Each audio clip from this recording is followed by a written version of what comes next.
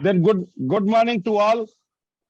Today is 19th session of हम होंगे कामयाब.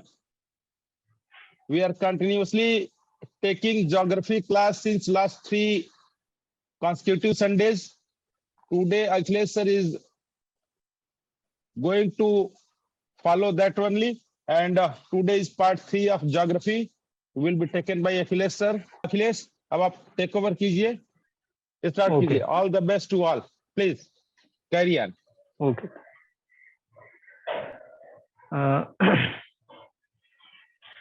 ठीक है, तो पिछली बार जो है हम लोगों ने ये यहीं पे क्लास ओवर किया था कि ग्रहों के बारे में मैंने बता दिया था, और ग्रहों के बाद जो है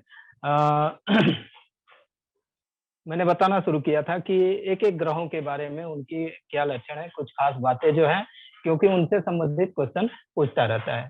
सबसे पहले मैंने बुध को बताया था. बुध और शुक्र यहीं पे मैंने चर्चा किया था कि यहीं पे समाप्त किए थे कि शुक्र सबसे गर्म ग्रह है, जबकि वैसे सामान्य अगर सोचा जाए तो बुध को सबसे गर्म होना चाहिए, क्योंकि ये सन के सबसे नजदीक है. लेकिन शुक्र सबसे गर्म ग्रह है. कारण यह है कि बुध ग्रह पे कोई भी वायुमंडल नहीं है. बुध ग्रह पे वायुमंडल नहीं होने के कारण जितनी ऊष्मा ये प्राप्त करता है, जितना टेम्परेचर प्राप्त करता है, दिन के समय जितना टेम्परेचर प्राप्त करता है, शाम होने के बाद उतनी ही तेजी से वहां से रेडिएशन हो जाता है और वो सारी ऊष्मा जो है लगभग निकल जाती है. अब आप इसका देखेंगे कि दिन के समय टेम्परेचर इसका जो है 390 या 400 के आसपास चला जाता है, 400 से ऊपर भी चला जाता है, और शाम के समय रात्रि में जो मिनिमम टेम्परेचर होता है -180 होता है. तो तापांतर इसका सबसे अधिक है. तापांतर ध्यान दीजिएगा, गर्म ग्रह और सर्वाधिक तापांतर वाला ग्रह, ये दोनों उस पर ध्यान दीजिएगा. अगर सर्वाधिक तापांतर पूछेगा तो उस स्थिति में बुध हो जाएगा, क्योंकि इसका रेंज देखिए कि +430 या इसके आसपास से लेके -180 तक टेम्परेचर इसका होता है. यानी दिन में जो मैक्सिमम टेम्परेचर 430 तक पहुंचता है और रात्रि के समय वो जो है -180 तक पहुंच जाता है. ये स्थिति होती है इसकी. उसके बाद जो है अगर आप वीनस से आएंगे तो वीनस का देखिए कि वीनस पर जो है वायुमंडल है. पहली चीज वायुमंडल है, डेंस वायुमंडल है, और दूसरी चीज ये कि इसके वायुमंडल में कार्बन डाइऑक्साइड की मात्रा बहुत अधिक है. बहुत अधिक का मतलब कि 97% तक है. 96 to 97% जो है कार्बन डाइऑक्साइड है. कार्बन डाइऑक्साइड के बारे में आप एक चीज जानते हैं कि कार्बन डाइऑक्साइड क्या है? ग्रीन हाउस इफेक्ट उत्पन्न करने वाली गैस है. ग्रीन हाउस गैसेज है ये. और जो पृथ्वी पर जो वैश्विक तापन, ग्लोबल वार्मिंग की बात चल रही है, उसमें वैश्विक तापन के लिए, ग्लोबल वार्मिंग के लिए सबसे ज्यादा उत्तरदायी, हरित गृह प्रभाव, ग्रीन हाउस इफेक्ट के लिए सबसे ज्यादा उत्तरदायी जो गैस है वो कार्बन डाइऑक्साइड है. और कार्बन डाइऑक्साइड पृथ्वी के वायुमंडल में है कितनी? 0.03%. थोड़ा सा बढ़ा है, जो जिसके कारण ये जो है पूरा हो हल्ला मचा हुआ है कि क्यों जो है जिसके कारण ये हो हल्ला मचा हुआ है कि वैश्विक तापन हो रहा है, यानी टेम्परेचर बढ़ रहा है पृथ्वी का. तो जब 0.03% है, 0.03% से 0.036% तक पहुंच गया है, तब इतनी बुरी स्थिति बननी शुरू हो गई है. तो आप यहाँ सोचिए कि यहाँ 97% है. ठीक है, 97% होने पर यहाँ पर टेम्परेचर कितना है? यानी जितना टेम्परेचर यहाँ ये प्राप्त करता है उसका मैक्सिमम वो उसके वायुमंडल द्वारा वहीं पे रोक लिया जाता है. तो जो एवरेज टेम्परेचर होता है ना, औसत ताप होता है, वो यहाँ पर अधिक हो जाता है. और यही चीज यहाँ पर नहीं होने पाती. यहाँ पर क्या होता है? मैक्सिमम 430 तक पहुंच गया, मिनिमम जो है -180 तक हो गया. अब जब इसका एवरेज निकालेंगे ना, मैक्सिमम प्लस मिनिमम बटा 2, उसको 2 से डिवाइड करेंगे तो ऐसी स्थिति में इसका जो एवरेज आएगा इससे कम आ जाएगा. इसका जो औसत ताप है, एवरेज टेम्परेचर है, वो है आपका लगभग 465 डिग्री, और इसका जो है बहुत कम आ जाएगा. आप कैलकुलेट करके देख सकते हैं, पूछेगा नहीं वैसे ये चीज। तो शुक्र ग्रह के बारे में कई चीजें जो है बहुत कई चीजें इम्पोर्टेंट है। ये कई चीजें हैं। देखिए शुक्र ग्रह एक तो हो गया सबसे गर्म ग्रह है, 97% कार्बन डाइऑक्साइड है। खैर 97% कार्बन डाइऑक्साइड है, कार्बन डाइऑक्साइड यहाँ भी बहुत ज्यादा है, तो यहाँ पर हम आएंगे मंगल पे, वहां पर आएंगे बाद में। दूसरी चीज क्या है कि ये जो है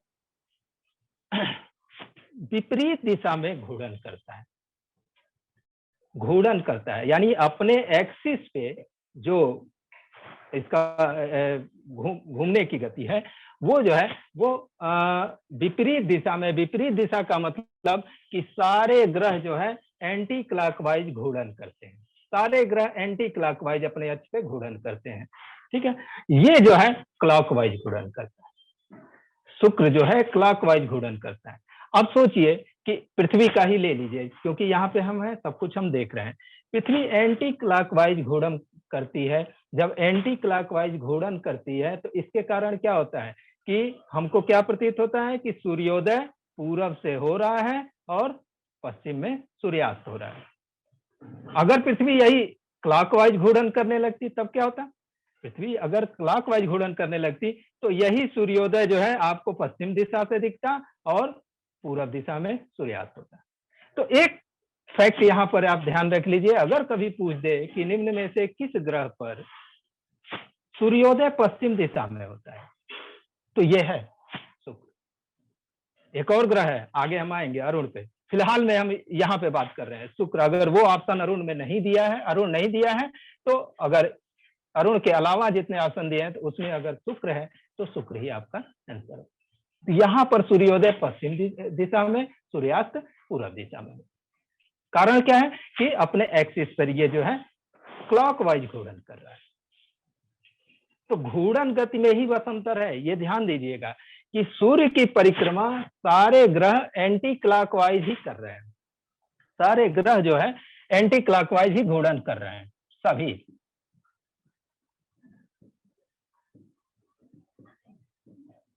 ऐसे जो भी सभी एंटी क्लॉकवाइज ही घूर्णन कर रहे हैं, लेकिन जो इनके अपने अक्ष पे घूर्णन की गति है, अपने ये सारी परिक्रमा कर रहे हैं। अगर घूर्णन शब्द मैंने बोल दिया हो तो मैं बता रहा हूँ, सारे सूर्य की परिक्रमा जो है एंटी क्लॉकवाइज अपने अपने मार्ग पे कर रहे हैं। लेकिन घूर्णन में दो ग्रहों को छोड़कर, शुक्र और अरुण को छोड़कर, अन्य सब जो है एंटी क्लॉकवाइज कर रहा है। शुक्र जो है क्लॉकवाइज घूर्णन करता है, अरुण जो है क्लॉकवाइज घूर्णन करता है।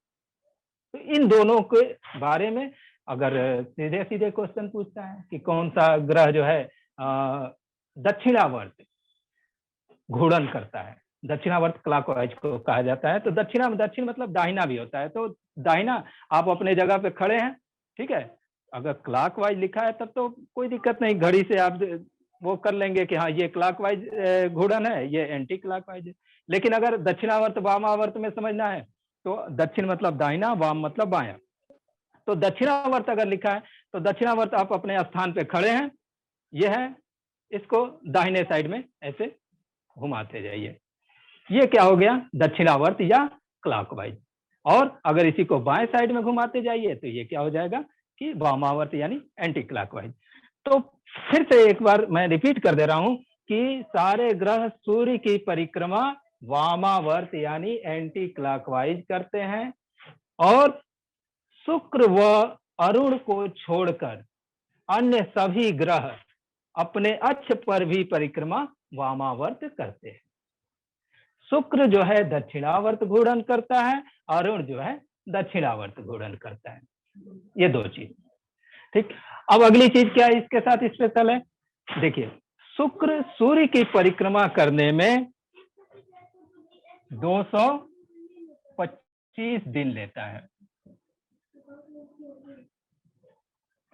और अपने अक्ष पर घूर्णन करने में 243 दिन। ये दिन जो लिख रहे हैं ये पृथ्वी का दिन है, यानी 24 घंटे का अगर गुणा कर दीजिए तो ये आ जाएगा 5832 घंटे, और सॉरी 5400 घंटे और 5832 घंटे। ये क्या है? ये जो है इसकी परिक्रमण गति है, परिक्रमा सिर्फ लिख दे रहे हैं, परिक्रमा। और ये क्या है? घूर्णन।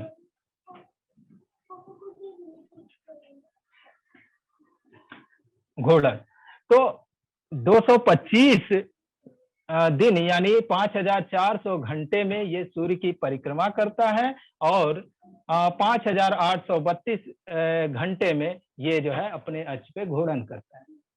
अब देखिए इससे क्या हुआ, अपने अक्ष पे घूर्णन करना है, यानी यहाँ का एक दिन, शुक्र ग्रह का एक दिन, दिन क्या होता है अगर परिभाषित करना हो दिन को, तो क्या कहेंगे कि जितने समय में कोई ग्रह अपने अक्ष पर एक घूर्णन कर लेता है उस समय को ही दिन कहते हैं। और वर्ष क्या होता है? जितने समय में कोई भी ग्रह सूर्य की परिक्रमा पूरी कर लेता है उस समय को ही क्या कहते हैं? वर्ष कहते हैं। ठीक। अब यहां पर देखिए उल्टा हो गया, इनका दिन जो है बड़ा है और वर्ष छोटा है, यानी कि मतलब दूसरे शब्दों में, थोड़ा सा हंसी मजाक के शब्दों में कहें कि इनका एक दिन पूरा होने से पहले ही हैप्पी न्यू ईयर बन जाता है। ठीक है, नया साल आ गया, अभी दिन पूरा ही नहीं हुआ, नया साल आ गया। तो एकमात्र ग्रह ऐसा है जिसकी घूर्णन अवधि उसके परिक्रमण अवधि से अधिक है। ठीक है, तो ये भी चीज याद रखिएगा। तीसरी चीज क्या है कि जो मैंने बताया, एक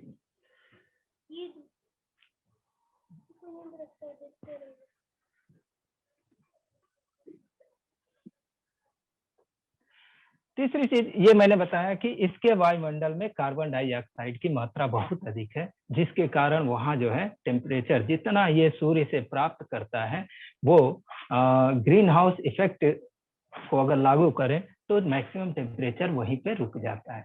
इस कारण से इसको जो है प्रेशर कुकर दशा वाला ग्रह कहते हैं। प्रेशर कुकर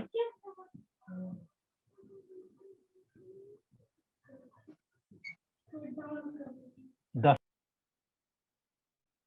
वाला ग्रह।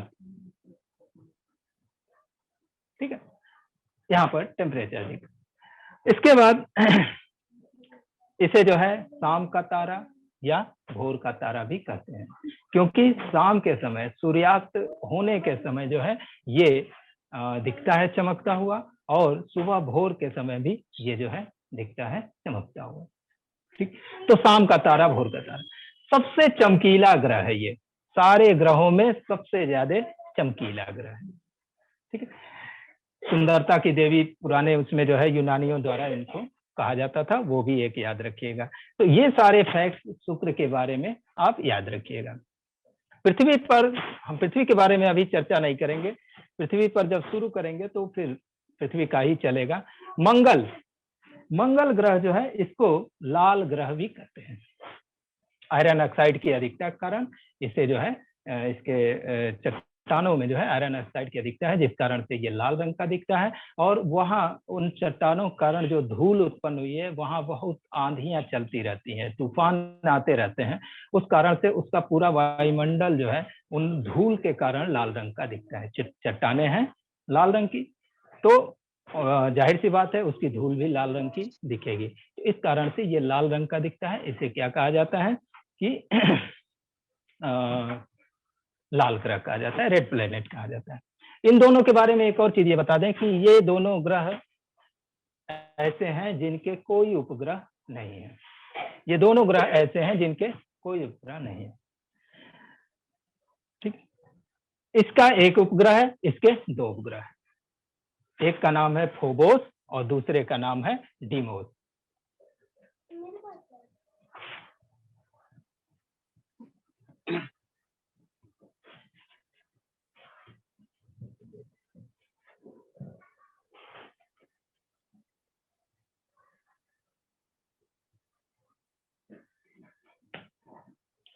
दो उपग्रह हैं मंगल के,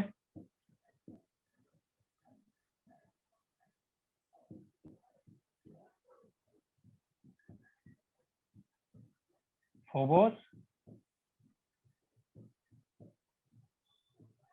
और डीमोस।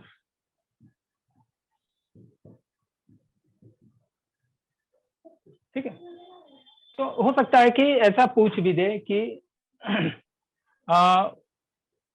निम्न में से कौन जो है, चार आपको जो है सैटेलाइट का नाम दे दे, उपग्रह का नाम दे दे, और उसमें जो है पूछ दे कि किसका उपग्रह है। तो इस फोबोस और डीमोस याद रखिएगा, क्योंकि दो ही उपग्रह हैं, तो फोबोस इसका उपग्रह है और डीमोस उपग्रह है। ठीक है, डीमोस पूरे सौरमंडल का सबसे छोटा उपग्रह है, ये भी बात याद रखिएगा। डीमोस जो है पूरे सौरमंडल का सबसे छोटा उपग्रह है। ठीक है, सबसे बड़ा अभी हम बात करेंगे बृहस्पति का उपग्रह है, लेकिन यहाँ पर ये चीज याद रखिएगा कि सौरमंडल का सबसे छोटा उपग्रह।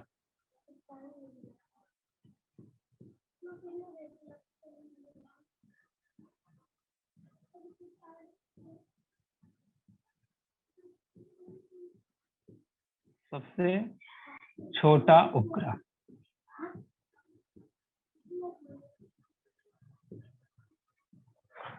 ठीक है, ये डीमोस सबसे छोटा उपग्रह है। और अगली चीज एक और आपके मन में ये, जब मैंने कहा कि यहाँ भी जो है इसके वायुमंडल में 95% जो है क्या है, कार्बन डाइऑक्साइड की मात्रा है। तो आपको ये जरूर दिमाग में प्रश्न जरूर आ रहा होगा, या ये चीज आ रही होगी बात, कि तब तो इसको जो है पृथ्वी से अधिक गर्म होना चाहिए। यहाँ भी जो है कार्बन डाइऑक्साइड की मात्रा 97% है, तो ये बहुत गर्म है, पृथ्वी से भी गर्म है, इससे भी गर्म है, मैंने सभी ग्रहों में सबसे ज्यादा गर्म। तो इसको जो है पृथ्वी से गर्म होना चाहिए, लेकिन पृथ्वी से गर्म न होने का कारण ये जो है, इसका वायुमंडल का जो परत है ना, वो बहुत पतला है। अगर मान लीजिए ये पृथ्वी है, ये मंगल है, तो इसका वायुमंडल की परत अगर यहाँ तक है, इतनी ऊंचाई तक है, तो इसके वायुमंडल की परत इतनी ही। इस कारण से ये जो है जो भी टेम्परेचर प्राप्त करता है उसको बहुत ज्यादा रोक नहीं पाता। और दूसरा, इसकी दूरी सूर्य से पृथ्वी की अपेक्षा अधिक है, तो कम टेम्परेचर यहाँ पहुंचता है, और जो पहुंचता भी है उसको बहुत ज्यादा रोक नहीं पाता। ठीक है, पृथ्वी का वायुमंडल जो है ये ज्यादा टेम्परेचर रोक लेता है, इसलिए इसका जो टेम्परेचर है ये प्लस 25 के इर्द गिर्द है, कहीं 25 लिखा है, कहीं 22 लिखा है, ये इसके इर्द गिर्द है औसत। और इसका जो है माइनस में चला जाता है, ये ध्यान रखिएगा, यहीं से माइनस में टेम्परेचर शुरू हो जाता है। इसका भी माइनस में है, इसका भी माइनस में, इसका माइनस में, इसका माइनस, यहीं से माने ये बाकी तीनों ग्रहों का जो औसत तापमान है, औसत इसका माइनस जो मिनिमम टेम्परेचर वो है, ये मत समझिएगा कि मैंने बताया -180, औसत तापमान इसका प्लस में ही है। औसत तापमान इसका प्लस में है, सबसे अधिक है, ये जान ही रहे, इसका भी प्लस में है, लेकिन इसका जो औसत तापमान है वो माइनस में शुरू है, और इन ग्रहों का भी जो है माइनस में है। ठीक, तो यहां से जो है माइनस में टेम्परेचर, अगर कभी मान लीजिए 4 ऑप्शन दे के, ये 4 ऑप्शन दे दे, निम्न में से किसका औसत तापमान ऋणात्मक है, तो निगेटिव इसी का है, औसत तापमान। ठीक, तो यहाँ पर जो है ये जो वायुमंडल की परत है बहुत पतली होने के कारण बहुत अधिक टेम्परेचर नहीं रोक पाता, और दूसरी चीज ये है कि सूर्य का कम ताप ये प्राप्त भी करता है, दूरी अधिक होने के कारण। दूरी अधिक होने के कारण सूर्य का कम तापमान प्राप्त भी करता है। ठीक, तो ये मंगल के बारे में इतनी बात है। ठीक है, इसके बाद जो है बृहस्पति ग्रह। बृहस्पति ग्रह आप जानते ही हैं कि सौरमंडल का सबसे, हमारे सौरमंडल का सबसे बड़ा ग्रह है। एक चीज मंगल के बारे में और बता दें, जिसके कारण जो है हम आप कई बार सुनते हैं कि जीवन की संभावना पृथ्वी के अलावा, अगर जीवन की संभावना किसी ग्रह पे खोजी जा रही है तो यहीं पे खोजी जाए। उसमें कुछ फैक्ट्स हैं जो जीवन की संभावना को नकार देते हैं, जिसमें सबसे बड़ा फैक्ट है यहाँ के वायुमंडल में कार्बन डाइऑक्साइड का होना। कार्बन डाइऑक्साइड जो है यहाँ पर इतनी अधिक मात्रा में है कि यहाँ जीवन की संभावना नगण्य है। जल का जो भी वहाँ उपस्थिति है ध्रुवों के पास, ये ऐसा प्रमाण मिला है कि ध्रुवों के पास, इसके मंगल के ध्रुवों के पास जल हो सकता है वो बर्फ के रूप में ही है, बाकी आपको कहीं भी जल यहाँ पर उपस्थित नहीं है। तो जल का अभाव भी एक कारण है। ठीक है, तीसरी चीज कि जो संभावना व्यक्त की जाती है वो इस कारण से कि इसका अक्षीय झुकाव और घूर्णन अवधि पृथ्वी के लगभग समान है। अक्षीय झुकाव इसका कितना है, 25 डिग्री या कुछ मिनट करके है, 25 डिग्री कुछ मिनट है, और जैसे ये 23.5 डिग्री पृथ्वी का है तो इसका जो है 25 डिग्री कुछ मिनट लगभग में बराबर है। और इसकी जो घूर्णन अवधि है ना, घूर्णन अवधि भी इसका 23 घंटे 56 मिनट इस तरह है, लगभग 24 घंटे, इसका 24 घंटे से थोड़ा सा अधिक है एग्जैक्ट, तो लगभग बराबर है घूर्णन अवधि। यानी यहाँ पर दिन की अवधि जो है, दिन की अवधि पृथ्वी के लगभग बराबर है। अक्षीय झुकाव होने की वजह से, समान होने की वजह से क्या है, ऋतुएं वैसे ही हैं जैसे, ठीक है, ऋतुएं लगभग वैसे ही हैं। लेकिन और बहुत सारे फैक्ट्स हैं जिनके कारण जो है अभी भी मंगल पर जीवन की संभावना उस तरीके से नहीं है। अब कृत्रिम रूप से कितना बनाया जा सकता है, अब इस पे निर्भर करता है कि वहां पर मानव बस्तियां बसाई जा सकती हैं कि नहीं। अभी एक कुछ चर्चा में है कि कोई है अब उनका नाम तुरंत याद नहीं आ रहा है, वो क्या कर रहे हैं कि 2026 तक, एलोन मस्क करके 2026 तक वो जो है वहां पर मानव बस्ती बसाने की उनकी योजना है। ठीक, तो मानव बस्ती बसाने की योजना है, अब जो भी हो जैसे क्या होगा, लेकिन ये देख लीजिए कि इसका अक्षीय झुकाव और घूर्णन अवधि ये दोनों जो है पृथ्वी के लगभग समान है। ये मैं क्यों बता रहा हूँ कि ये क्वेश्चन पूछा हुआ है। ये क्वेश्चन क्या पूछा है, बस ऐसे ही देखिए, एक और तरीका क्वेश्चन पूछने का है। ये क्या पूछ रहा है कि एक ग्रह के दिन की अवधि और उसका अक्षीय झुकाव पृथ्वी के लगभग समान है, वह ग्रह है। उसके बाद 4 ऑप्शन आपको दे रहे हैं। ठीक है, तो इसको सीधे सीधे इतना ना लेके ऐसे भी लिखे है कि पृथ्वी के समान अक्षीय झुकाव और घूर्णन अवधि वाला ग्रह कौन सा है। सीधा सीधा ऐसे अगर पूछ देगा तो याद रखिए मंगल। किसी भी तरीके से घुमा के क्वेश्चन पूछ सकता है। ये क्वेश्चन जो है मैं ग्रुप में इस बार कुछ क्वेश्चन वो किया था।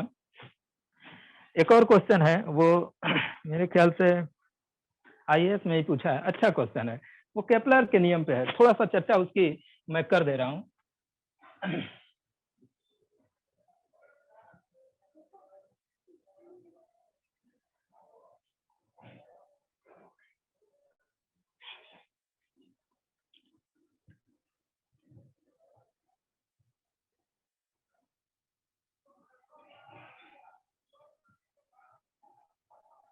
ऐसे एक फिगर बना दिया है, आईएएस में क्वेश्चन पूछा है, फिगर बना दिया है और उसमें बताया है कि ये बुध ग्रह की परिक्रमण, बुध ग्रह का ये जो है परिक्रमण मार्ग है और किस स्थान पर बुध ग्रह की गतिज ऊर्जा मैक्सिमम होगी, ये पूछा है। 4 पॉइंट बना दिया है, ए, बी, सी और डी। देखिए उसी केपलर के नियम को ही पूछ रहा है। और मैंने आपको क्या बताया था कि केपलर का नियम ये कहता है कि जब ग्रह सूर्य से मैक्सिमम दूरी पर होगा तो उसका वेग जो है मिनिमम होगा, और जब ग्रह सूर्य से मिनिमम दूरी पर होगा उसकी गति या उसका वेग जो है क्या होगा, तो जब वेग मैक्सिमम हो गया तो गतिज ऊर्जा यहाँ मैक्सिमम होगी। तो यहाँ आपको ऑप्शन में जो दिया है कि किस स्थान पर उसकी गतिज ऊर्जा मैक्सिमम होगी, तो A B C D 4 option दिया है, डी स्थान पे मैक्सिमम होगी। तो केपलर का नियम ऐसे घुमा फिरा के भी पूछ सकता है। हम आपको पृथ्वी के बारे में जब बताएंगे तो यहाँ पर तो नहीं, पृथ्वी के बारे में जब बताएंगे तो उस वहां पर जो है अपसौर और उपसौर का बताएंगे। जब पृथ्वी सूर्य से यहाँ पर हल्की सी चर्चा करें। जब पृथ्वी सूर्य से मैक्सिमम दूरी पर होती है तो उस स्थिति को कहा जाता है अपसौर, और जब मिनिमम दूरी पर होती है तो उपसौर। ठीक है, जब मिनिमम दूरी पर होती है तो उपसौर कहा जाता है, उपसौर कहा जाता है। इंग्लिश में इसको जो है अपहेलियन कहा जाता है, इसको पेरीहेलियन कहा जाता है। डेट इसमें बता दिया है। ठीक है, डेट क्या होता है कि ये जो है 4 जुलाई को होता है, 4 जुलाई को, और ये 3 जनवरी को, 3 जनवरी। ठीक है, 4 जुलाई और 3 जनवरी। अब देखिए क्वेश्चन क्या पूछ सकता है। ये क्वेश्चन तो मैंने देख लिया, मेरे दिमाग में उसी से आया ये। अब कहीं हम देखे नहीं है, हो सकता है कहीं पूछा भी हो, नहीं जानते हैं, देखे नहीं है ये क्वेश्चन, लेकिन हो सकता है पूछ दे कि ये ABCD न दे के आपसे ऑप्शन क्या पूछ देगा कि किस महीने में पृथ्वी की सूर्य के परिक्रमण के दौरान किस महीने में पृथ्वी की गतिज ऊर्जा मैक्सिमम होगी।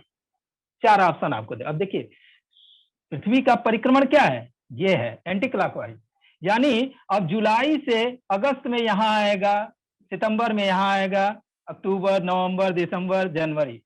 ठीक है, तो 4 ऑप्शन आपको दे रहा है, तो क्रमशः दूरी कम होती जा रही है ना। यहाँ मैक्सिमम है, अगस्त में भी ज्यादा होगा, उससे कम सितंबर में, फिर अक्टूबर में, फिर नवंबर में, फिर दिसंबर में, फिर जनवरी में। ये यहाँ पे मान लीजिए जनवरी में यहाँ, तो आपको 4 ऑप्शन दे दिया कि अगस्त, सितंबर, अक्टूबर, नवंबर, 4 ऑप्शन।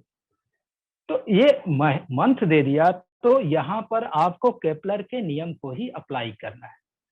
ठीक है, अब यही स्थिति, ये ध्यान दीजिएगा कि केवल इतना जो मैं बता रहा हूं यही स्थिति नहीं रहेगी, अब इसका उल्टा भी रहेगा। अब यहां से क्या होगा कि दूरी जो है क्रमशः बढ़ती जा रही है, तो जब दूरी बढ़ती जा रही है तो क्या होगा कि उसकी स्पीड जो है यानी वेलोसिटी जो है वो कम होती जाएगी जैसे जैसे दूरी बढ़ती जाएगी।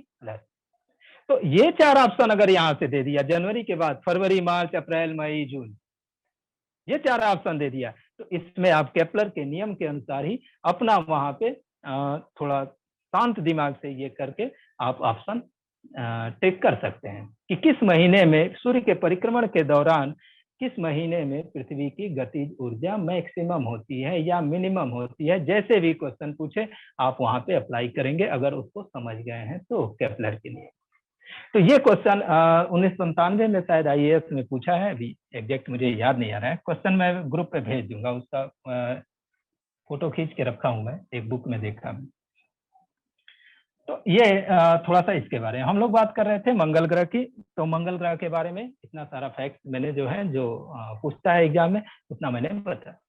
अब आ जाता है बृहस्पति ग्रह, सबसे बड़ा ग्रह है, इसमें कोई दिक्कत नहीं। ठीक है, इसके दिन की अवधि बहुत छोटी, बहुत छोटी।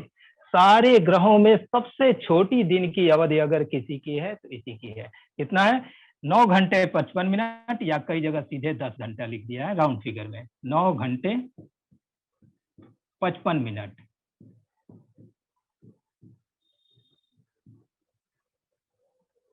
यानी अपने अक्ष पे ये बहुत तेज घूर्णन करता है। ठीक है, यदि ये ध्यान दीजिएगा कि सारा ये घूर्णन में ही कहीं जो भी अंतर है। परिक्रमण में एक ट्रेंड है, एक तो वामावर्त मैंने बता दिया कि सब जो है सूर्य की परिक्रमा ऐसे करते हैं, और दूसरी चीज कि क्रमशः परिक्रमण अवधि बढ़ती गई है। 88 दिन, ये 88 दिन का ही इनका 1 वर्ष होता है।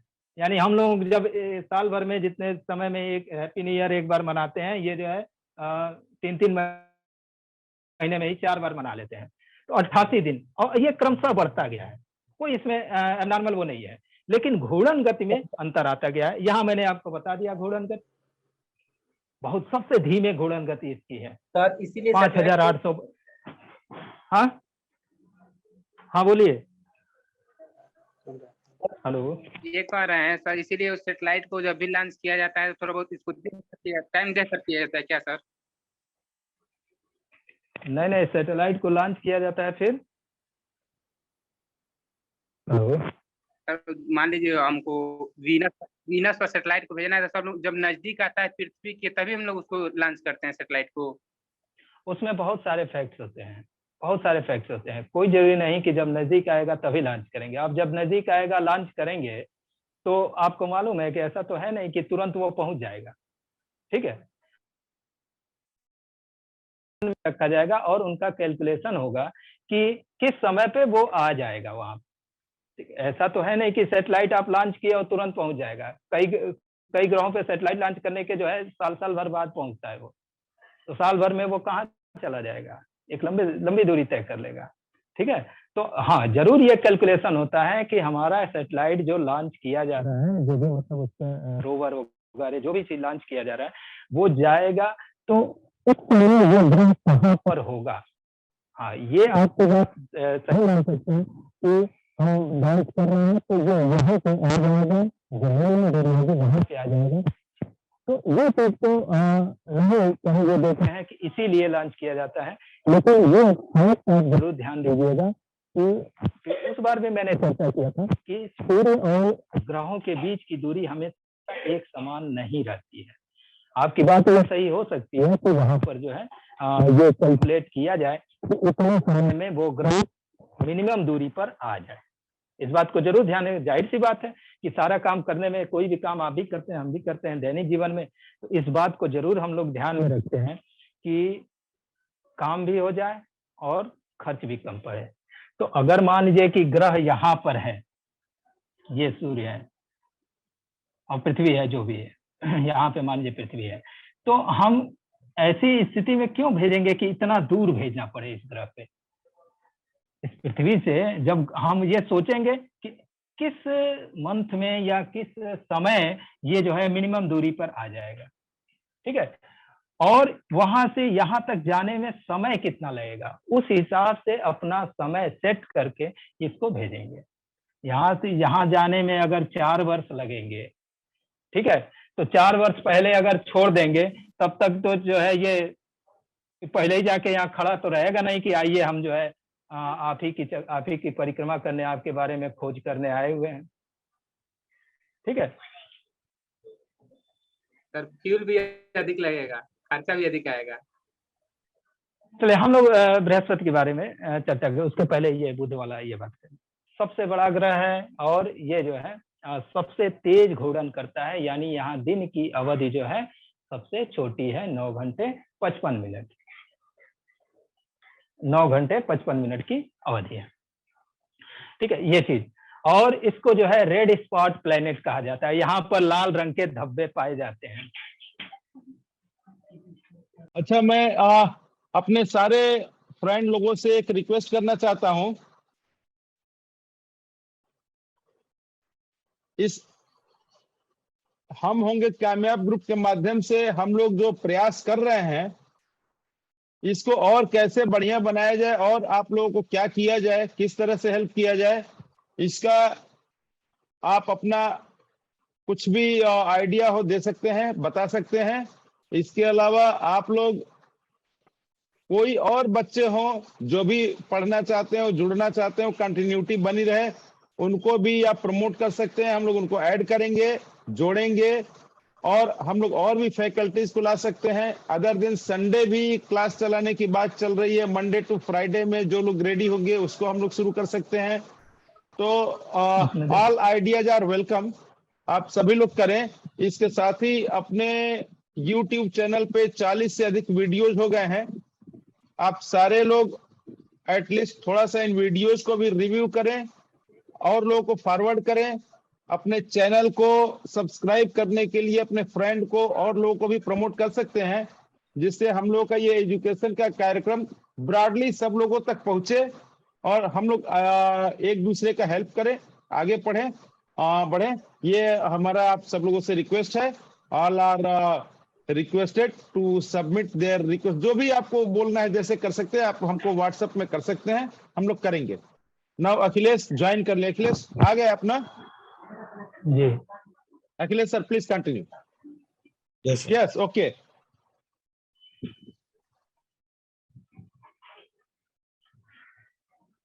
तो हम लोग जो है ये के बारे में पढ़ रहे थे। यहाँ से हम लोग जो पहला वाला वो समाप्त हुआ। तो सबसे तेज घूर्णन गति इसकी है, घूर्णन गति, ये ध्यान दीजिएगा, सबसे तेज घूर्णन गति किसकी है? बृहस्पति की। इस कारण से दिन की अवधि इसकी सबसे छोटी है, मैंने बता दिया 9 घंटे 55 मिनट। इसको रेड स्पॉट प्लैनेट कहा जाता है क्योंकि यहाँ पर जो है बादल हैं जिनके कारण जो है इन पे जो है एक लाल धब्बे जैसा दिखता रहता है। इस कारण से इसको रेड स्पॉट प्लैनेट भी कहा जाता है। और भी कुछ नाम है इसके, इसको याद रखिएगा। बृहस्पति उपनाम इसको दिए गए हैं। इसे कहा गया है लघु सौर तंत्र।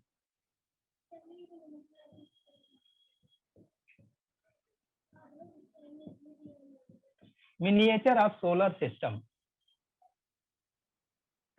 फिर इसको और कहा गया है लाल धब्बे वाला ग्रह, ये ध्यान दीजिएगा, लाल धब्बे वाला ग्रह।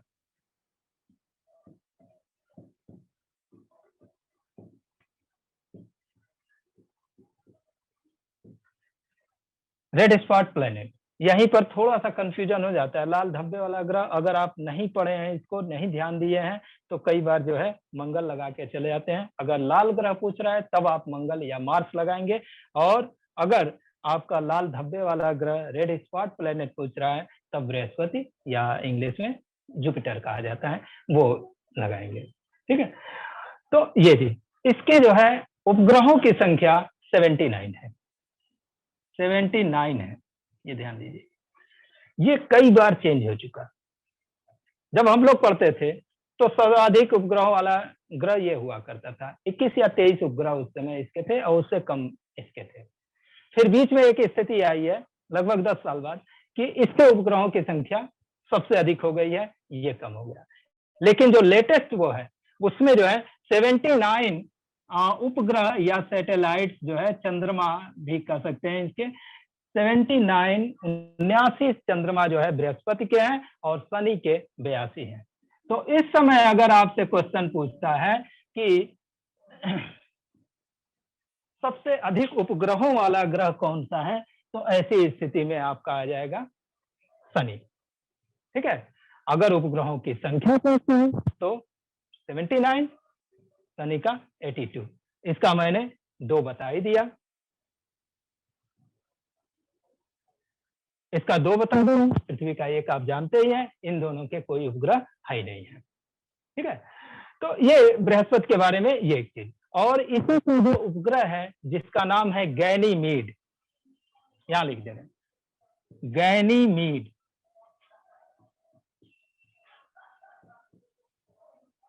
ये उपग्रह जो है सौरमंडल का सबसे बड़ा उपग्रह है। सौरमंडल का सबसे बड़ा उपग्रह जो है ये गैनीमीड है, और ये इतना बड़ा है कि बुध ग्रह से भी बड़ा है उपग्रह, लेकिन इसका आकार बुध से भी बड़ा है। ठीक, तो गैनीमीड सौरमंडल का सबसे बड़ा उपग्रह, और मंगल का एक उपग्रह मैंने बताया कौन सा, डिमोस। डिमोस जो है सौरमंडल का सबसे छोटा उपग्रह। तो सबसे बड़ा उपग्रह गैनीमीड आप दिमाग में रख लीजिए, और डिमोस जो है सबसे छोटा उपग्रह याद कर लीजिए। ठीक है, तो ये बृहस्पति के बारे में हो गया। फिर शनि। अच्छा, एक चीज और यहाँ आपको बता दें कि मैंने शुरू में ही बताया था कि इन 4 ग्रहों को क्या कहा जाता है? आंतरिक ग्रह, इंग्लिश में इनर प्लैनेट, या टेरेस्ट्रियल प्लैनेट, पार्थिव ग्रह भी कहा जाता है इन 4 ग्रहों को। और इसके बाद ये इस कारण से पार्थिव ग्रह कहा जाता है कि इनकी टोटल संरचना जो है लगभग पृथ्वी से मिलती जुलती है, यानी ये ठोस है। और इन 4 ग्रहों को देखेंगे तो इनकी स्थिति जो है गैसियस है। ठीक है, अब घनत्व तो कितना कम होता जाता है ये अलग बात है, लेकिन इनका घनत्व तो बहुत कम है। इनका यहाँ पे चट्टाने हैं, यहाँ पे चट्टाने जो है चट्टान के रूप में अगर कुछ है भी तो बहुत, उसमें जो है डेंसिटी बहुत कम है। सर्वाधिक घनत्व वाला ग्रह आपका पृथ्वी, और सबसे कम घनत्व वाला ग्रह शनि। शनि को तो जो है गैस का गोला कहा ही जाता है। ठीक है, तो यहाँ से जो ग्रह शुरू होते हैं, जोवियन प्लेनेट जिनको कहा जाता है, इन ग्रहों में जो है एक खासियत क्या है कि ये गैसियस और सबके लगभग जो है चारों ओर रिंग पाई जाती है। लेकिन शनि वाला रिंग जो सातों रिंग है शनि के चारों ओर, इसके मध्य जो इक्वेटर है उसके चारों ओर जो एक रिंग 7 रिंग पाई जाती है, वो सबसे स्पष्ट है। तो हमको सीधे सीधे बस हम यही जानते हैं कि शनि जो रिंग वाले ग्रह है वो केवल शनि ही है। और जब आप उसका कहीं तस्वीर वगैरह भी देखते हैं तो उसमें शनि के चारों ओर ही रिंग दिखाता है, लेकिन वास्तविकता यह है कि सबके रिंग, इसके भी रिंग है। एक क्वेश्चन पूछा है, किस साल किस एग्जाम पूछा है याद नहीं आ रहा है, लेकिन पूछा है कि शनि बृहस्पति के वलय, वलय कहा जाता है हिंदी में, रिंग जो है वो किसके बने हुए हैं? तो सिलिकेट से निर्मित है। बृहस्पति के जो वलय हैं, जो रिंग्स हैं, वो सिलिकेट के बने हुए हैं और बहुत ही विरल है तथा पारदर्शी, बहुत ही विरल हैं तथा पारदर्शी हैं। इस कारण से जो है स्पष्ट दिखाई नहीं देते, जबकि शनि के जो रिंग हैं वो जो है स्पष्ट दिखाई देते हैं। और 7 रिंग है, ये आप जानते हैं। तो ये बृहस्पति के बारे में हो गया। लाल धब्बे वाला ग्रह लघु सौर तंत्र इसको कहा जाता है। सबसे बड़ा ग्रह है, सर्वाधिक उपग्रहों वाला ग्रह है। बाकी सारी चीजें इसमें कॉमन है। वामावर्त परिक्रमण भी करता है, वामावर्त घूर्णन भी करता है। शनि, शनि का जो है घनत्व सबसे कम है, इस कारण से इसको क्या कहा जाता है? गैस का गोला भी कहा जाता है। और शनि को एक और नाम दिया गया है क्या कि गैलेक्सी सदृश ग्रह, यानी गैलेक्सी लाइक प्लैनेट, गैलेक्सी किस तरह का प्लैनेट। इसका कुछ पूरी संरचना ही ऐसी है और इसके इर्द गिर्द जो उपग्रहों की संख्या है उस सब को देखते हुए जो है ये एक गैलेक्सी की तरह लगता है। इस कारण से इसको गैलेक्सी लाइक प्लैनेट कहा जाता है। अब इसके बाद 2 ग्रह आते हैं, अरुण और वरुण। इन 2 ग्रहों पर मैंने आपको पिछली बार बताया था कि सबसे ठंडा ग्रह अरुण है। उसके पहले मैंने वरुण लिख दिया था थोड़ा जल्दबाजी में, लेकिन सबसे ठंडा ग्रह अरुण है। अब यहाँ पर भी ये प्रश्न आ जाएगा, जैसे यहाँ पे प्रश्न है कि भाई सबसे दूर तो वरुण है, वहां ऊष्मा कम पहुंचती होगी, इसकी अपेक्षा तो कम ही पहुंचती होगी, तो सबसे ठंडा इसको होना चाहिए। सबसे ठंडा ये कौन? ये है। तो आप जानते हैं कि जैसे यहाँ पे carbon dioxide green house effect के कारण यहाँ पे गर्मी होती है, यहाँ पर दोनों ग्रहों पर मीथेन गैस की अधिकता है और वरुण पर मीथेन गैस अधिक मात्रा में है। वरुण पर मीथेन गैस, वरुण के वायुमंडल में मीथेन गैस अधिक मात्रा में, और मीथेन गैस भी आप जानते हैं कि वो भी जो है ग्रीन हाउस गैस है। पृथ्वी पर अगर बात करें, पृथ्वी पर जो ग्लोबल वार्मिंग के लिए उत्तरदायी गैसें हैं उनमें 60% जो है योगदान कार्बन डाइऑक्साइड का है, उसके मीथेन का है। तो आप देख लीजिए दोनों यहाँ पर भी गैसों के अंतर का है। हालांकि बताया ये गया है कि इसके गर्म होने के अन्य कई और भी कारण हैं, लेकिन एक कारण ये भी है। तो यहाँ पर जो है टेम्परेचर अधिक रुक जाता है ग्रीन हाउस इफेक्ट के कारण। इस कारण से इसकी अपेक्षा इस जो है तापमान थोड़ा सा अधिक हो जाता है और सर्वाधिक ठंडे ग्रह होने का खिताब इसको न मिलके इसको मिल गया। तो ये चीज एबनॉर्मेलिटी 2 देखिएगा ध्यान से कि यहाँ पर सबसे गर्म ग्रह, ये तो याद ही कर लिए होंगे। यहाँ पर कई बुक्स में दिया, इसलिए इस पे हम इतना जोर डाल दे रहे हैं। हम कई जगह जो है देखे हैं, तब जाके अंततोगत्वा मैंने ये जो है आपको बताया है। इसको लेके मैं खुद भी बहुत कंफ्यूजन में रहा। कई जगह दे रहा था, कभी कई जगह वरुण को दे रहा था, कई जगह अरुण को दे रहा था। सारा जो है ज्यादातर जगह अरुण को देखे, उसके बाद 1-2 जगह जो है किस कारण से है ये भी पता करने की कोशिश किए। तो ये चीज, ये मीथेन वाला जो है मात्रा, ये चीज जब आई तो वो मुझे रीजनिंग सही लगी। ठीक है, और भी वो कई कारण बताया कि अन्य कारण भी हैं, बताया नहीं, लेकिन उसने कहा कि अन्य कई कारणों से यहाँ पर जो है घूर्णन। ये दोनों याद रखिए कि ये इनको जो है बर्फीले ग्रह भी कहा जाता है। ठीक है, यहाँ पर जो भी वो है जमा हुआ है, चाहे गैसीय अवस्था में चाहे जो भी। ठीक है, तो ये दोनों ग्रह, इसको ये ध्यान दीजिएगा। उपग्रहों की संख्या इसकी 27 है और इसकी 13 है, 13 या 14 है, 14 है।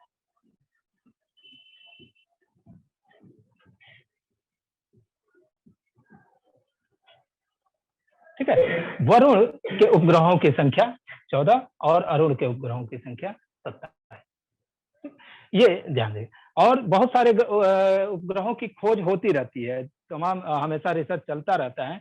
तो कई बार आप पेपर वगैरह में पढ़ लेते हैं कि एक उपग्रह खोजा गया वैज्ञानिकों ने, वो उससे संख्या मत बढ़ा लिया कीजिए कभी। जैसे 79 अभी मैंने बताया, अगर कल को न्यूज पेपर में आता है या पत्रिका में आता है कि वैज्ञानिकों ने एक बृहस्पति के एक और नए चंद्रमा की खोज की है, तो ऐसा नहीं अपना नोट्स बदल के जो है इसको 80 कर लीजिए। ये खोज इंटरनेशनल एस्ट्रोनॉमिकल यूनियन जब तक उसको मान्यता प्रदान नहीं करता है तब तक वो जो है आप यही जानते रहेंगे। 79 क्वेश्चन तुरंत आ जाता है तो ट्रिक आप यही लगा के आएंगे। हाँ, अंतर्राष्ट्रीय खगोल शास्त्रीय संघ ने अगर मान्यता दे दी तो उसके बाद ये संख्या जो भी आगे बताएगा वो आपका। ठीक है, तो ये चीज ध्यान रखिए। सारे उपग्रहों की सबकी संख्या बता दिए। अब एक चीज है, उसको थोड़ा सा मैं बाद में कंफर्म करके बताऊंगा। एक उपग्रह के बारे में एक जगह मैंने पढ़ा कि इनका एक उपग्रह है, उसका नाम है ट्रिटॉन। ट्रिटॉन या ट्राइटॉन भी कई जगह कहा जाए, लेकिन ट्रिटॉन टाइटन से अलग करने के लिए हम ट्रिटॉन की बात है। टाइटन इसका उपग्रह है सबसे बड़ा। इसका एक उपग्रह है, उसका नाम है ट्रिटॉन। उसके बारे में कहा गया है कि सौरमंडल का एकमात्र उपग्रह है जो अपने ग्रह के घूर्णन दिशा के विपरीत घूर्णन करता है। यानी ये अगर एंटी क्लॉकवाइज घूर्णन कर रहा है तो वो जो है क्लॉकवाइज घूर्णन कर रहा है। बाकी सारे उपग्रह जो है जैसे ये घूर्णन कर रहे हैं, ग्रह ऐसे अगर एंटी क्लॉकवाइज घूर्णन कर रहे हैं तो उनका चंद्रमा भी एंटी क्लॉकवाइज ही घूर्णन कर रहा है। उस ग्रह की जो घूर्णन दिशा है उसके उपग्रहों की भी वही घूर्णन दिशा है। लेकिन इसका जो ट्रिटॉन है उसके बारे में जो है ये चीज दिया है कि वो जो है जो नेपच्यून है वो तो घूर्णन ऐसे एंटी क्लॉकवाइज कर रहा है, लेकिन इसका जो उपग्रह है ट्रिटॉन वो जो है क्लॉकवाइज घूर्णन कर रहा है। ठीक है, तो ये चीज यहाँ पर दिया था, तो ये एक फैक्ट याद रखिए। लेकिन एक जगह पे हम ये पढ़े हैं कि शनि का एक उपग्रह है फोबे। फोबे एक उपग्रह है, इसके बारे में भी दिया है कि ये भी जो है ऐसे ही घूर्णन करता है। शनि का जो घूर्णन दिशा है वो एंटी क्लॉकवाइज है और ये जो है क्लॉकवाइज है। तो ये हम कंफर्म कर देंगे, लेकिन ये वरुण वाला ये चीज तो एक जगह मिला है। ठीक है, तो ये याद रखिएगा। फिर शनि का सबसे बड़ा उपग्रह ये हो गया, अरुण वरुण ये हो गया। अरुण के बारे में एक और खास बात है। अरुण के बारे में एक और खास बात क्या है कि इसे ग्रह कहते हैं। इसका अक्षीय झुकाव सबसे अधिक है, इस कारण से इसको लेटा हुआ ग्रह कहते हैं।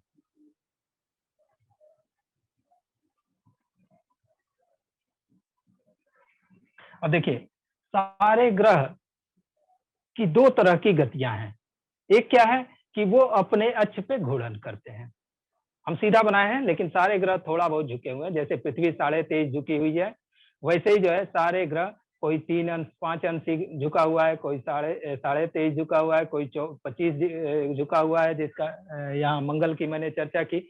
ठीक है, लेकिन ये जो अरुण है ना, ये बहुत अधिक झुका हुआ है, 90 के लगभग, 82 या ऐसे कुछ है, अब एग्जैक्ट नहीं याद आ रहा है, बहुत अधिक झुका हुआ है। यानी ये कैसे घूर्णन कर रहा है जरा देखिएगा। ये सूर्य है और ये इसके, मान लीजिए पृथ्वी है तो पृथ्वी ऐसे घूर्णन कर रही है, ऐसे अपने स्थान पे ऐसे घूर्णन भी कर रही है, ऐसे परिक्रमा कर रही है।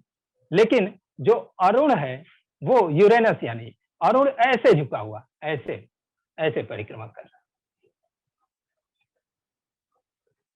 तो ये क्या लग क्या रहा है कि लेटा हुआ है। अब जैसे ये देखिएगा, ये पृथ्वी है। अच्छा, ये चीज ध्यान रखिएगा कि ये 23.5 कई बार बनाते समय ना हम कोण यहाँ से बना देते हैं, यहाँ से 23.5। ये 23.5 जो झुकाव है ना, इसके जो पोलर एक्सिस है उससे है।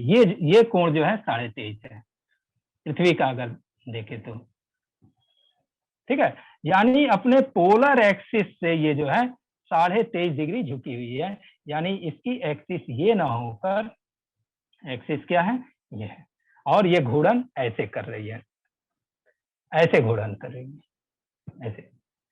ठीक है, और जब आप अरुण का देखिएगा तो अरुण जो है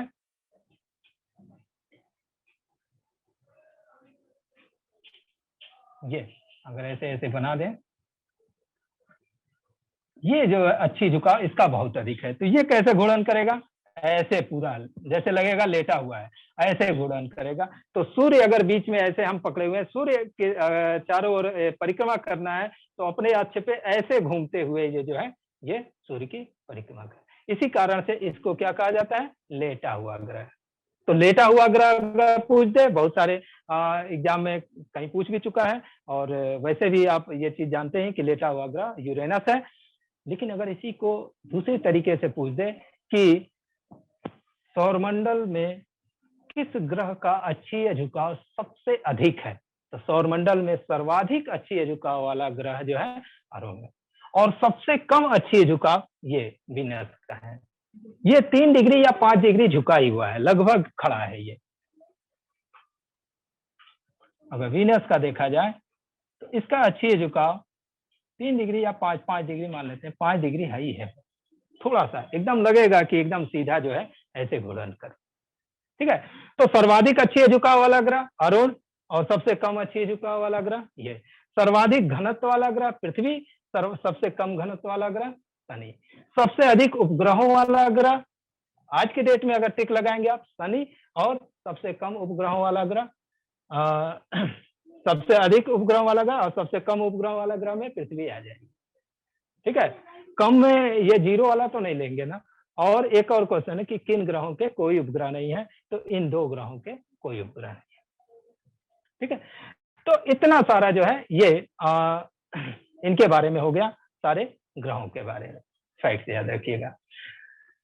जो उपनाम दिए गए हैं वो आप जानते ही हैं, लाल ग्रह, लाल धब्बे वाला ग्रह, मिनिएचर ऑफ सोलर सिस्टम, इसको जो है पहले planet like Galaxy like planet, और ये जो है इसको गैस का गोला भी कहा जाता है। ठीक है, तो ये सब जो है इनके बारे में फैक्ट याद रखिए। इसके बाद एक चीज आती है एस्टेरॉइड। तो एस्टेरॉइड पे सबसे ज्यादा जो क्वेश्चन पूछा है, आप देखेंगे अगर क्वेश्चन सर्च करेंगे एग्जाम का पेपर वगैरह लेके, तो उसमें आप देखेंगे कि क्षुद्र ग्रह या एस्टेरॉइड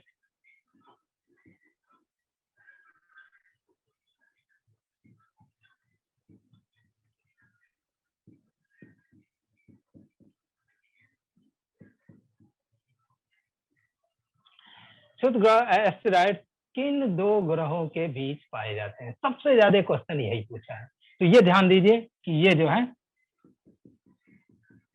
मंगल और बृहस्पति ग्रह के कक्षाओं के बीच ये पाए जाते हैं। और ये सभी क्या कर रहे हैं, सूर्य की परिक्रमा कर रहा है। ये सभी सूर्य की परिक्रमा कर रहे हैं। लेकिन ग्रह इनको क्यों नहीं कहा जाता, एक तो इनका आकार बहुत छोटा, से भी छोटा, प्लूटो से भी छोटा। दूसरा, ये अक्सर अपना मार्ग बदल लेते हैं और किसी और ग्रह के गुरुत्वाकर्षण क्षेत्र में आकर ये जाके उससे टकरा जाते हैं। ठीक है, अच्छा एक और चीज ये ध्यान दीजिएगा कि ये कहीं भी अगर ऐसे बनाया गया है तो इसका मतलब ये नहीं है कि ये ऐसे ही जो है सारे एक लाइन में ही जो है परिक्रमा कर रहा है। हमेशा स्थिति ऐसी होती है कि ये यहाँ पर है, मंगल यहाँ पर है, बृहस्पति यहीं पे है, और ये शनि कहीं और है, ये कहीं और। ये लोग अलग अलग जगह पे होते हैं। तो कई बार क्या होता है कि ये जो एस्टेरॉइड्स हैं, ये अगर इधर उधर जो है कहीं मार्ग बदल दिए तो जिसके गुरुत्वाकर्षण क्षेत्र में आ गए, अब मान लीजिए कि यहाँ मंगल भी कहीं आगे निकला है। तो यहाँ वाला जो एस्टेरॉयड है ये पूरी बेल्ट है, ऐसा नहीं कि एक जो है ये ऐसे चक्कर है, पूरी बेल्ट है ये, छोटे जिसको कह सकते हैं ना कि कबाड़, वो कबाड़ की तरह टूटे हुए पत्थरों की तरह दिखता है। तो ये पूरी बेल्ट है। अब बृहस्पति कहीं और है, मंगल कहीं और है। अब यहाँ पर अगर ये जो है निकल के इधर कहीं चला आया, ठीक है, मान लीजिए मंगल यहाँ पे है, तो मंगल से तो दूरी इसकी बहुत दूर है, इसके गुरुत्वाकर्षण में आ नहीं पाया। बृहस्पति कहीं और है, इसके गुरुत्वाकर्षण में, तो यहाँ वाला जो एस्टेरॉयड अगर अपना मार्ग भटक गया तो ये क्या होगा कि पृथ्वी अगर यहाँ पे है, जो नजदीकी ग्रह है उसके गुरुत्वाकर्षण क्षेत्र में आ सकता है, और गुरुत्वाकर्षण क्षेत्र में आने के बाद ये क्या होगा कि जाके पृथ्वी से टकरा सकता है। सामान्यतः ज्यादातर अगर छोटे वो एस्टेरॉयड्स हैं तो पृथ्वी का वायुमंडल डेंस होने के कारण और मोटी परत होने के कारण ये जो है पृथ्वी के वायुमंडल में ही घर्षण के कारण जल जाते हैं। ज्यादातर घर्षण के कारण जल जाते हैं, तो जल भी जाते हैं तो उनकी राख तो वायुमंडल में रहती है ना, और फिर रेन के बाद जो है वो आपके पृथ्वी पे आके गिर रही है। ये सारे ग्रहों के साथ होता है, जो इसके इर्द गिर्द है सारे ग्रहों के साथ होगा, लेकिन हम यहाँ पर पृथ्वी की बात कर रहे हैं, पृथ्वी पे गिर रही है। अगर मान लीजिए कि बहुत बड़ा है ये एस्टेरॉयड और वो जल नहीं पाया तो वो सीधे आके जो है पृथ्वी से टकरा ही जाएगा। डायनासोरों का अंत आप जानते ही हैं कि किसी बड़े उल्का पिंड के गिरने, उल्कापात होने के कारण ही डायनासोर विलुप्त हो गए पृथ्वी से, ठीक है, तो वो टकरा जाएगा। थोड़ा छोटा है आपका जो महाराष्ट्र में जो लोनार झील है, लोनार झील क्रेटर झील, तो ये क्या है, जब ये आके टकराते हैं किसी ग्रह से, जैसे यहाँ पर हम पृथ्वी उदाहरण ले रहे हैं, तो जब ग्रह से टकराएंगे तो वहां पर जो है बहुत बड़ा गड्ढा बन जाएगा, और गड्ढा बन जाएगा तो बाद में जब बारिश होगी, पृथ्वी की बात है, पृथ्वी में बारिश होती रहती है, बारिश होगी तो वो जो है झील बन जाएगी। और वही जो महाराष्ट्र की जो लोनार झील है, वो लोनार झील कैसी झील है, क्रेटर, वो जो गड्ढा बनता है उसको कहते हैं क्रेटर, और उसमें अगर पानी भर जाता है तो उसको झील कहते हैं, और उसको कहा जाता है कौन सी झील, क्रेटर झील, ठीक है। तो क्रेटर दो तरीके से बनते हैं, एक तो उल्कापात के कारण और दूसरा ज्वालामुखी द्वारा निर्मित क्रेटर। जब ज्वालामुखी पढ़ाएंगे तो आप को बताएंगे कि उसका जो ऊपरी भाग जो मुख होता है ना, वो जब ज्वालामुखी शांत हो जाता है तो वो क्या होता है, एक कटोरे नुमा आकृति जो है ऊपर साइड में जहां से वो निकलता रहता है, वो पूरा लावा और राख वगैरह धूल वगैरह निकलती रहती है, वहां से जो है वहां पर जब शांत होता है तो एक कटोरे नुमा टाइप में बन जाता है। अब उसमें जब मान लीजिए शांत है, बहुत दिनों तक वो शांत पड़ा हुआ है, लंबे समय तक, उसमें जब पानी भर जाता है तो वो क्या हो जाता है, क्रेटर झील। तो क्रेटर झील दो तरीके से निर्मित होती है, एक ज्वालामुखी क्रिया द्वारा निर्मित और एक उल्कापात द्वारा। तो ये कहा जा सकता है, एक प्रश्न उठता है कि ये कैसे मान लें कि जो हमारी लोनार झील है वो ज्वालामुखी क्रिया द्वारा निर्मित है कि उल्कापात द्वारा निर्मित है।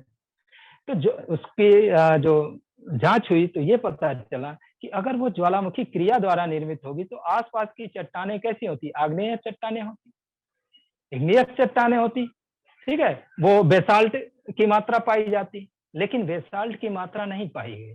वो वहां पर जो चट्टानें थी वही जो है जब वो उल्कापात हुआ तो वहां चट्टानें वहां पे किनारे फैल गई। तो जो इर्द गिर्द की चट्टानें वही चट्टानें हैं, बस किनारे, वहां पे आग्नेय चट्टानें नहीं है। जबकि अगर ज्वालामुखी क्रिया द्वारा वो क्रेटर निर्मित हुआ होता तो वहां पर आग्नेय चट्टान होती। तो ये जान लीजिए कि ये अगर मार्ग भटक जाएंगे तो आके यहाँ पे टकरा जाएंगे। यहाँ पे टकरा सकते हैं, मंगल से भी टकरा सकते हैं, ज्यादातर तो बृहस्पति पे टकराएंगे क्योंकि इसका जो है गुरुत्वाकर्षण इन सब की अपेक्षा अधिक है। तो अगर मान लीजिए एक ही समय में ये आसपास ही हैं सारे, मंगल भी है, अगर ऐसा संजोग बनता है कि यहाँ पे पृथ्वी है, यहाँ पे मंगल है, यहाँ पे बृहस्पति है, ठीक है, तो कोई अगर ये एस्टेरॉयड अपना मार्ग भटकेगा तो वो सबसे पहले इसकी ओर ही आकर्षित हो, बृहस्पति की, क्योंकि इसका ग्रेविटेशनल फोर्स इनकी अपेक्षा अधिक है। तो यहाँ पर आके ये टकराएगा, लेकिन इसका घनत्व तो बहुत कम होने के कारण ये वहां पे इस तरीके का क्रेटर वगैरह निर्मित नहीं कर पाएगा। बहुत हद तक ये गैसियस प्लेनेट है। और इसके बाद शनि पे जाएगा तो कोई प्रश्न ही नहीं है, यहाँ जाएगा कोई प्रश्न ही नहीं है, क्योंकि ये सब गैसीय स्थान है। ठीक है, तो यहाँ पर जो है इस तरीके से ये एस्टेरॉइड्स के बारे में हो गया। इसके बाद एक चीज आती है इसके बारे में,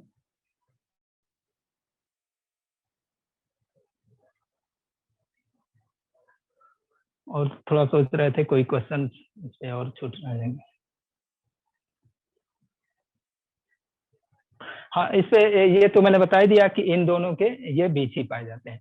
तो एक तरीके से ये भी पूछ देगा, इससे संबंधित कोई क्वेश्चन नहीं बनता है, लेकिन ये देखिए कि ये एस्टेरॉइड बेल्ट ही, इन जो दो वर्ग हमने इनके बनाए हैं ग्रहों के, 4 ग्रह इधर 4 ग्रह इधर, ये 4 ग्रह कौन से हैं? पार्थिव ग्रह टेरेस्ट्रियल प्लेनेट, और ये कौन से हैं? Jovian planet.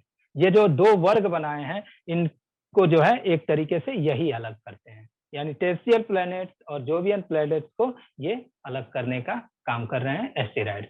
अब देखिए एक चीज मैं चर्चा कर रहा था बाद में, यहाँ पर अगर धीरे धीरे इनकी टक्कर होती गई या जल भी गए तो वो राख के रूप में जो है फिर वहां धीरे धीरे जमा होंगे। लंबे समय की बात होती है इन सबों के लिए, ये नहीं है कि साल 2 साल में या 10 साल में 100 साल में या एक आदमी के जीवन 1-2 पीढ़ियों में ऐसा होगा, लेकिन धीरे धीरे ये जमा होगा। तो ये क्या होगा? पृथ्वी का वेट, या कि जिस भी ग्रह में ये जाएंगे उनका वेट जो है बढ़ेगा। अब पृथ्वी का द्रव्यमान अगर बढ़ेगा, पृथ्वी का द्रव्यमान जब बढ़ेगा तो क्या होगा? पृथ्वी की घूर्णन गति कम होगी, पृथ्वी की घूर्णन गति कम होगी और इसके अक्षीय झुकाव पर भी प्रभाव पड़ेगा। ये सब इसके इफेक्ट्स हैं, उल्कापात के इफेक्ट्स हैं। कि अगर कभी पूछ दे कि निरंतर उल्कापात से एक लंबे समय में पृथ्वी की घूर्णन गति बढ़ेगी कम होगी, या इस तरीके से ऑप्शन दे दे, कई बार जो है सेंटेंस के रूप में दे देता है, तो ये याद रखिएगा इसकी घूर्णन गति कम होगी। और जब घूर्णन गति कम होगी तो क्या होगा? जी के मान में गुरुत्वीय त्वरण क्या होगा?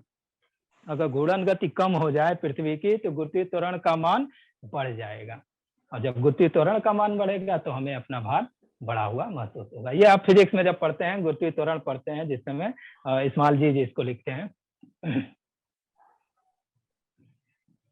9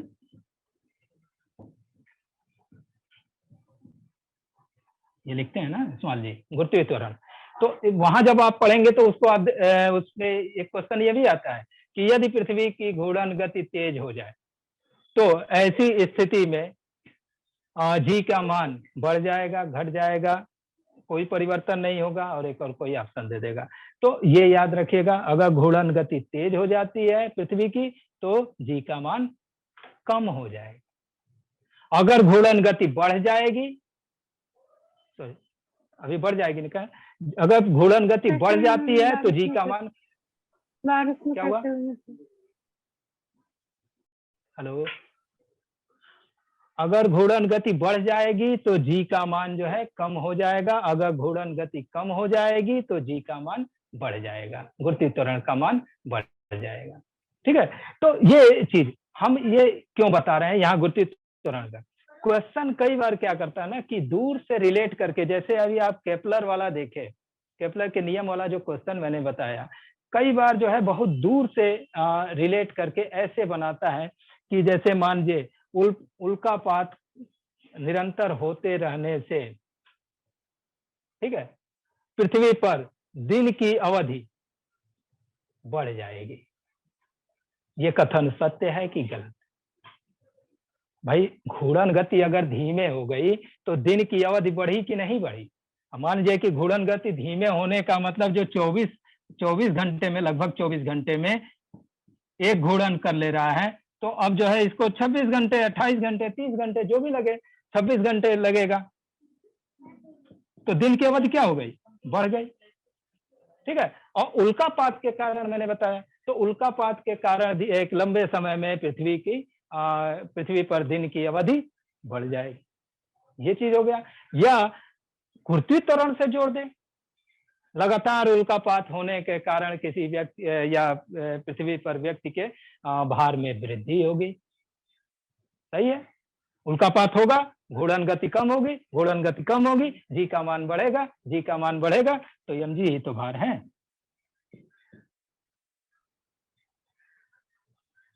m कांस्टेंट है, जी बढ़ रहा है, जी बढ़ेगा तो वेट जो है बढ़ेगा।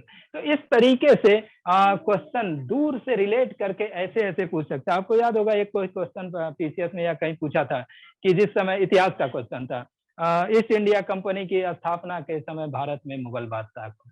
तो यहाँ दो क्वेश्चन पूछ रहा है। एक तो ये आपसे ये जानना चाहता है कि ईस्ट इंडिया कंपनी की स्थापना कब हुई थी, और दूसरा भारत में मुगल राजवंश का पूरा एक क्रम जानते रहिए कि सबका जो शासन काल कितने समय कब से कब तक करा है, ये जानते रहिए, तभी ये क्वेश्चन कर पाएंगे। अब एक क्वेश्चन ये पूछ दिया तो कभी ये भी पूछ सकता है कि वास्को डी गामा के भारत आगमन के समय भारत में दिल्ली का सुल्तान कौन था? सल्तनत काल चल रहा था, लोधी वंश, सिकंदर लोधी का शासन काल देखिए, संभवतः ये 1487 या 89 से है, 1517 तक शायद है, ये है संभवतः, अब एग्जैक्ट मुझे याद नहीं आ रहा। तो ये शासनकाल तो इस बीच में 1498 में आया था भारत, ये वास्को डी गामा। तो इस तरीके से जो है क्वेश्चन, एक क्वेश्चन देख लीजिए तो क्वेश्चन बनाना सीखिए, और क्वेश्चन बनाना जब सीखेंगे तो उसमें क्या होगा कि आपको पढ़ने में इंटरेस्ट बढ़ेगा, आप खुद जो है जानने की इच्छा होगी। जब जानने की इच्छा होती है तभी तो पढ़ाई होती है। जब आप उसको जो है एक बोझ समझ के पढ़ते रहेंगे तब वो क्वेश्चन पढ़ने में उतना न आनंद आएगा, न आपको याद होगा। जो समस्या आती है ना कि हमेशा कहते हैं कि याद नहीं होता है, याद नहीं होता है, याद बस इसीलिए नहीं होता है कि जब इंटरेस्ट नहीं रहेगा, उसको एक बोझ की तरह लेंगे तो वो याद करने में दिक्कत होगी। जब उसको जो है एक इंटरेस्ट के, रुचि के रूप में, हाँ हमको ये जानना है, ये कैसे होगा, ये कैसे होगा, तो वो आपको सोचना नहीं पड़ेगा कि हमको याद करना है, वो ऐसे ही याद हो जाए। ठीक है, वो चीजें रटनी पड़ती हैं तो उतना तो करना पड़ेगा, सब चीज ये। तो ये ग्रहों के बारे में हो गया, सारे ग्रह। एक चीज क्वेश्चन धूमकेतु के बारे में, धूमकेतु के बारे में सबसे ज्यादा जो क्वेश्चन पूछता है वो यही कि धूमकेतु की पूंछ किस दिशा में होती है। ये क्वेश्चन कई जगह पूछ चुका है। ठीक है, और ऑप्शन में देता है सूर्य की ओर, सूर्य की विपरीत दिशा में, और इस तरीके से 4 ऑप्शन आपका बना देता है। अब मुझे याद नहीं आ रहा है क्या क्या ऑप्शन है। तो हमेशा सूर्य, अगर ये सूर्य है और धूमकेतु है, तो हमेशा इसकी पूंछ जो है, इसके परिक्रमण के दौरान इसकी पूंछ सूर्य की विपरीत दिशा में ही रहेगी। यही क्वेश्चन सबसे ज्यादा पूछा है, तो हम लोग इसी पे सबसे ज्यादा कंसंट्रेट करते हैं कि ये वाला क्वेश्चन। और एक और चीज कि सबसे फेमस धूमकेतु कौन, धूमकेतु क्या होते हैं? ये जो है धूल, गैस, बर्फ, जलवाष्प आदि के ये निर्मित पिंड होते हैं, जो ये भी जो है सूर्य की परिक्रमा करते हैं। ठीक है, तो ये एक निश्चित समय बाद दिखाई देते हैं, और ये जब, वैसे तो इनका जो है ये पूंछ टाइप में कुछ नहीं होता, लेकिन जब ये सूर्य के निकट पहुंचते हैं तो इनकी पूंछ विकसित हो जाती है। वही गैस जो है, जो भी गैसीय जलवाष्प है, वो पीछे की ओर दूर तक दिखाई देने लगता है, सूर्य के निकट पहुंचते हैं तब। ठीक है, तो ये, और सबसे फेमस धूमकेतु है जो, जिसे कहा जाता है हेली धूमकेतु, उसका नाम है हेली धूमकेतु।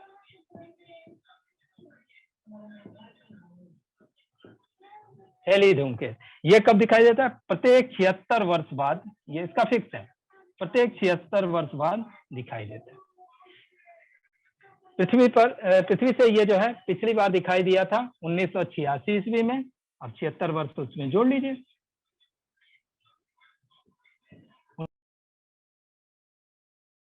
बाद 76 वर्ष इसमें जोड़ लीजिए, 2062 में ये फिर दिखाई देगा। ठीक है। तो इस पर अगर इस तरीके से पूछ देगा कि हेली धूमकेतु पृथ्वी से कब दिखाई दिया था, तो ये 1986 ईस्वी में, या पूछ देता है कितने वर्ष बाद दिखाई देता है, 76 वर्ष बाद। और अगली चीज अगर पूछ देता है कि अगला कब दिखाई देगा, तो 2062 ईस्वी में। तो ये सबसे ज्यादा इस पर यही क्वेश्चन पूछता है। तो इस तरीके से हमारा ये पूरा सौर मंडल पूरा तो नहीं हुआ, अभी पृथ्वी तो बाकी है, जो हमारे दृष्टि से सबसे इम्पोर्टेंट है और सबसे ज्यादा जिस पर हमको पढ़ना है वो पृथ्वी बाकी है। तो पृथ्वी पर अब हम आते हैं, लेकिन पृथ्वी पर आने से पहले हमें क्या करना है कि थोड़ा सा और आसमान में घूम लेना है। और आसमान में घूमने का मतलब कि बस थोड़ा चंद्रमा के बारे में पढ़ लिया जाए, फिर जो है पृथ्वी पर आते हैं।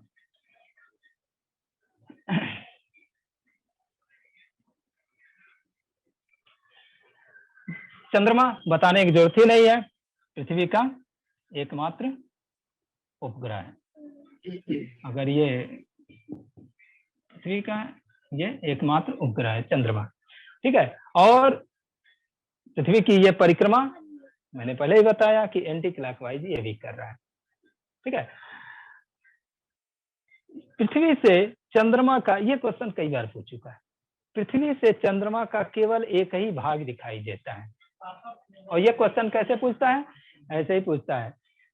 कथन कारण वाला एक क्वेश्चन अक्सर आप देखे होंगे, सिविल सर्विसेज में ही ये ज्यादा चाहिए, स्टेट सिविल सर्विसेज का एग्जाम हो, स्पेशली पीसीएस वगैरह, या सिविल सर्विसेज जो यूपीएससी कंडक्ट कर रहा है। 30 सेकंड बचा हुआ है। तो अच्छा अच्छा, ठीक है। तो ये मून जो है नेक्स्ट सेशन में इसको वो कर दिया जाएगा। थोड़ा डिस्टरबेंस रहा, लेकिन ठीक है, आगे से मैनेज किया जाए। 30 ओके, फिर देन बहुत धन्यवाद sir. Thank okay thank you thank you Akhilesh, thank you. Okay, Thank you, sir. Thanks आप लोगों को भी बहुत बहुत धन्यवाद। किसी को कुछ कहना है तो कह सकता है 10 सेकंड 15 सेकंड में, एनीवन एनीथिंग, ओपन।